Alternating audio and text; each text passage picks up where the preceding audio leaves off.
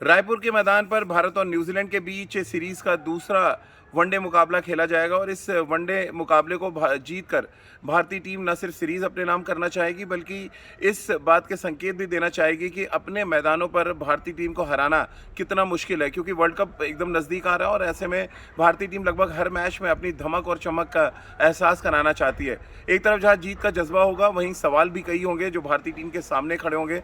मसलन बाएं हाथ के बल्लेबाजों को आउट करने की आखिर रणनीति कैसे बनाई जाए, क्योंकि एक लंबा अरसा हो चुका है जब भारतीय सरजमी पर तमाम बाएं हाथ के बल्लेबाज आते हैं, अपनी एक पहचान बनाते हैं और उसके बाद वर्ल्ड क्रिकेट को अपनी धमक का एहसास कराते हैं। एक नया नाम माइकल ब्रेसवेल निकलकर सामने आया जब 131 रन पर 6 विकेट गिर गए थे हैदराबाद में, और वहां पर माइकल ब्रेसवेल ने मिच सैटनर के साथ 162 रनों की साझेदारी कर दी और 7वें विकेट के लिए, और वहां से एक समय तो ऐसा लगा था कि भारतीय टीम ये मैच हार जाएगी। और जब मैं एनालिसिस कर रहा था कि आखिर इतने क्लोज न्यूजीलैंड कैसे पहुंच गई, तो उसमें दो चीज़ें निकलकर सामने आई।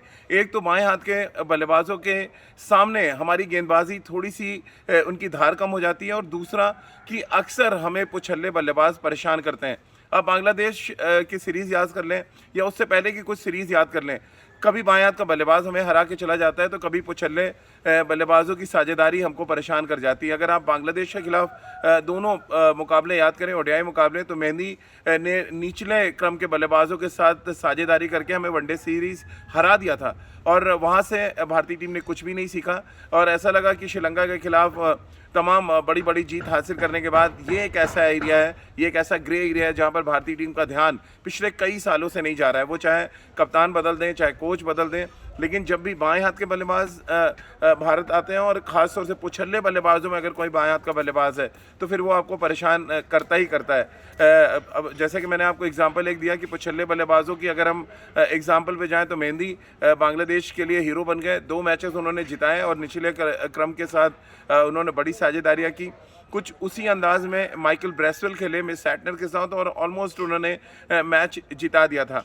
अब बड़ा सवाल यह है कि रायपुर के मैदान पर क्या सबसे बड़ा सवाल ये भारतीय टीम के सामने होने वाला है कि आप टेलेंडर्स को कैसे आउट करेंगे और बाएं हाथ के बल्लेबाजों के खिलाफ आपकी क्या कुछ रणनीति होने वाली है। अब अगर हम हैदराबाद मैच को बहुत ध्यान से एनालिसिस करें और उसको देखें तो एक अच्छी बात नज़र आती है कि टॉप ऑर्डर के बाएं हाथ के बल्लेबाजों के खिलाफ हमारे तेज़ गेंदबाजों के पास अच्छी खासी रणनीति थी।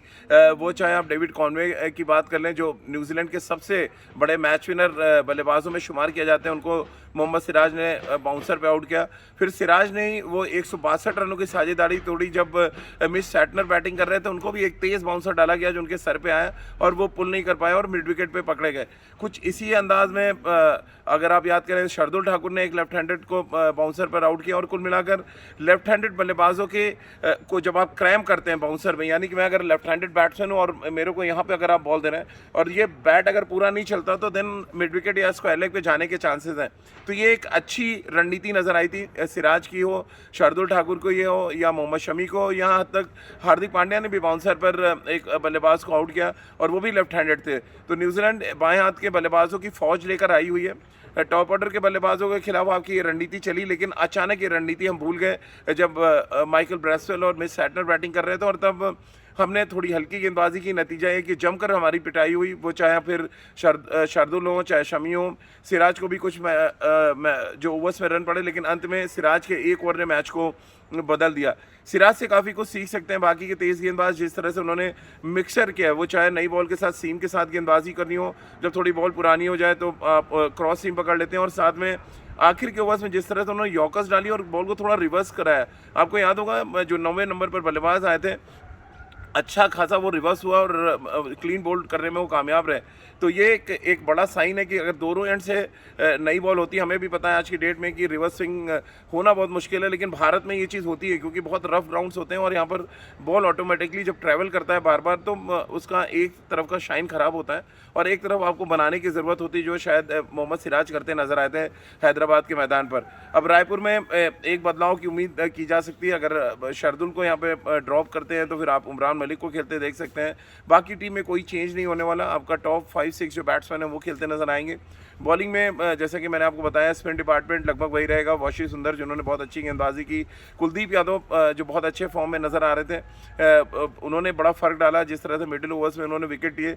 लेकिन अंत में मेरा सवाल अब भी वही है जिसका जवाब टीम मैनेजमेंट को ढूंढना पड़ेगा कि बाएं हाथ के बल्लेबाज और पुछल्ले बल्लेबाजों के लिए हमारे पास क्या रणनीति है, और पुछल्ले बल्लेबाजों में अगर दोनों बाएं हाथ के बल्लेबाज हैं तो फिर उनके खिलाफ क्या रणनीति होने जा रही। क्योंकि देखिए, मैंने जैसा पहले आपको बताया, न्यूजीलैंड के पास बाएं हाथ के बल्लेबाजों की एक फ़ौज है। एक को आउट करेंगे दूसरा आएगा, दूसरे को आउट करेंगे अब तीसरा आएगा। आपको इसके लिए प्रिपेयर रहना पड़ेगा। और क्योंकि इतिहास पर अगर आप नज़र डालें, जितने भी बड़े बड़े बल्लेबाज बाएं हाथ के हुए हैं उन्होंने भारत में आके डोमिनेट किया है। फिर ज़्यादा पुराना ना जाकर मैं सईद अनवर की बात कर लूँ, मैथ्यू एडन की बात कर लूँ या एंडी फ्लावर की बात करूँ, जो एक सीरीज़ में ही 600 से ज़्यादा रन बना के चले गए थे। इसी तरह से तमाम लेफ्ट हैंडर्स की एक बड़ी तादाद है जो भारत आकर रन बनाते हैं। लांस क्लूजनर एक और नाम। जब मैं माइकल ब्रेसवेल को खेलते देख रहा था तो मुझे सडनली पता नहीं क्यों लांस क्लूजनर की याद आई। जिस तरह के बड़े शॉट्स और जिस तरह से वो टॉप हैंड का इस्तेमाल करके बड़े शॉट्स लगा रहे थे, तो ये एक इम्पॉर्टेंट फैक्टर होगा आने वाले मैच में कि आप माइकल ब्रेसवेल को कैसे रोकते हैं। मिस सैटनर के साथ उनकी साझेदारी जो है उसको देखिए, और ख़ासतौर से टॉम लैथम जो टीम के एक कप्तान है, लेफ्ट हैंडेड बैट्समैन है, उनको आप कैसे रोकते हैं। क्योंकि कुछ लेफ्ट हैंडेड बैट्समैन ऐसे हैं न्यूजीलैंड में जो बड़ी पारियां खेल सकते हैं। डेविड कॉनवे हो चाहे लैथम की बात कर लें, अब माइकल ब्रेसवेल एक और बल्लेबाज आ चुके हैं। तो बाएं हाथ के बल्लेबाजों के खिलाफ रायपुर में रणनीति, और पुछल्ले बल्लेबाजों के खिलाफ आप क्या कुछ एक्शन लेके आते हैं, आप यॉर्कर्स किस तरह की डालते हैं, आप सटीक बाउंसर कैसे डालते हैं, और उस जो काम अच्छा काम आप टॉप ऑर्डर के खिलाफ करते हैं वो अच्छा काम आप टेलेंटिस के खिलाफ क्यों नहीं कर पाते।